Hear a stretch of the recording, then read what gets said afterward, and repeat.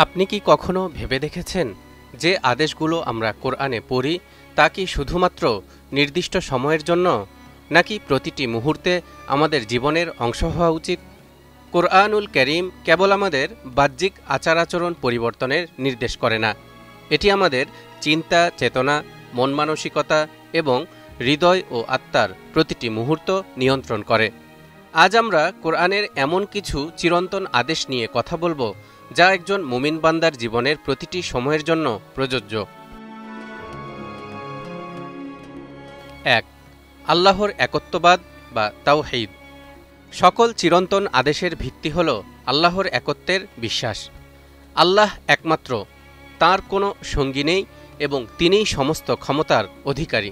ইরশাদ হচ্ছে, কুল হুয়াল্লাহু আহাদ আল্লাহুস সামাদ লাম ইয়ালিদ ওয়া লাম ইউলাদ ওয়া লাম ইয়াকুল লাহু কুফুয়ান আহাদ। বলুন, তিনি আল্লাহ এক।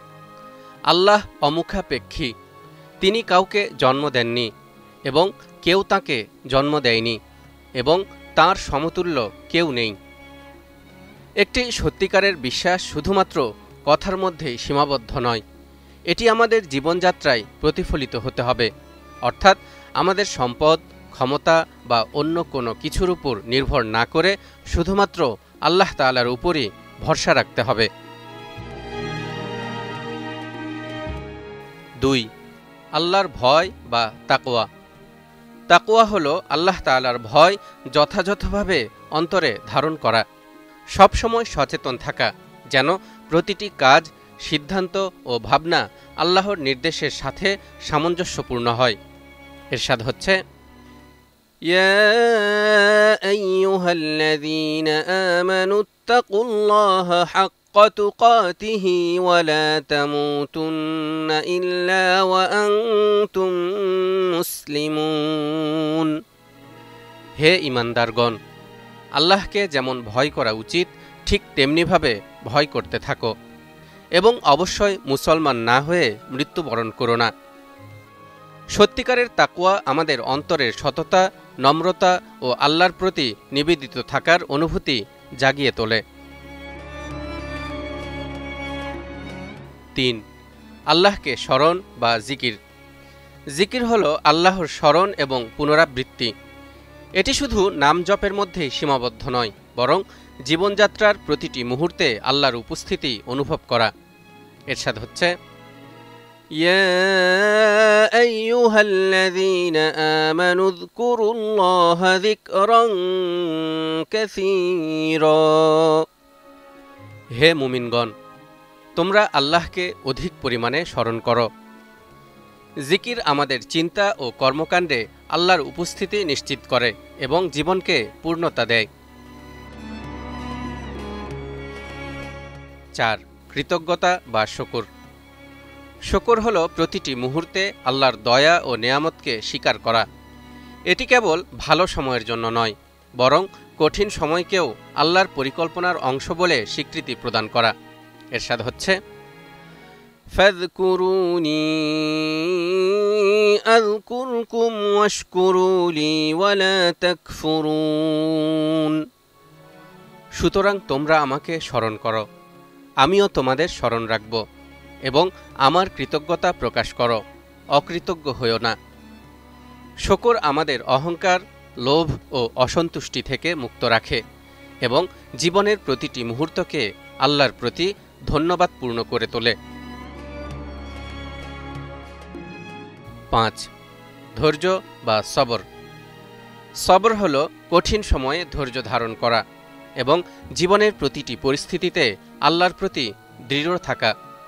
ইরশাদ হচ্ছে, ইয়া আইয়ুহাল্লাযীনা আমানুস্তাঈনু বিস-সাবরি ওয়াস-সালাহ ইন্নাল্লাহা মা'আস-সাবিরিন। হে মুমিনগণ, তোমরা ধৈর্য ও নামাজের মাধ্যমে সাহায্য প্রার্থনা করো, নিশ্চয় আল্লাহ ধৈর্যশীলদের সাথে রয়েছেন। সবর আমাদের বিশ্বাসকে দৃঢ় করে এবং পরীক্ষার সময়েও আমাদের স্থিতিশীল রাখে। 6. একনিষ্ঠতা বা ইখলাস। ইখলাস হল আল্লাহর প্রতি নিখুঁত নিবেদন।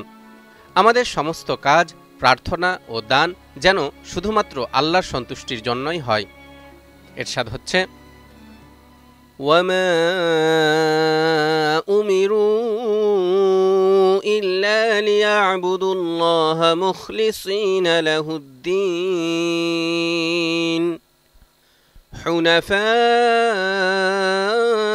ওয়া ইউকিমুস সালাতা ওয়া ইউতুজ যাকাতা ওয়া যালিকা দীনুল কাইয়্যিমাহ। আর তাদেরকে কেবল এই নির্দেশ দেয়া হয়েছে যে তারা আল্লাহর ইবাদত করবে খাঁটি মনে, একনিষ্ঠভাবে, তার আনুগত্যের মাধ্যমে। আর তারা নামাজ প্রতিষ্ঠা করবে আর যাকাত দিবে, আর এটিই হলো সঠিক দিন। সত্যিকারের ইখলাস আমাদেরকে ভুলভ্রান্তি ও লৌকিকতা থেকে মুক্ত রাখে এবং একই সাথে শিরকের প্রতি প্রতিরোধ গড়ে তোলে। সততা বা সিদক। সিদক হল জীবনব্যাপী সত্যনিষ্ঠা, শুধু কথাই নয়, চিন্তা, মন ও কাজেও সততা থাকা।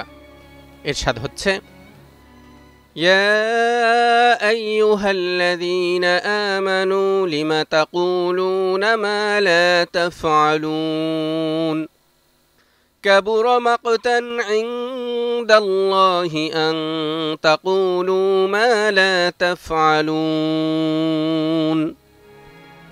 হে মুমিনগণ, তোমরা যা করো না তা কেন বলো? তোমরা যা করো না তা বলা আল্লাহর কাছে খুবই অসন্তোষজনক। সততা আমাদের নৈতিক দিক নির্দেশক এবং সামাজিক বিশ্বাসযোগ্যতা নিশ্চিত করে। 8. আল্লাহর উপর আস্থা বা তাওয়াক্কুল।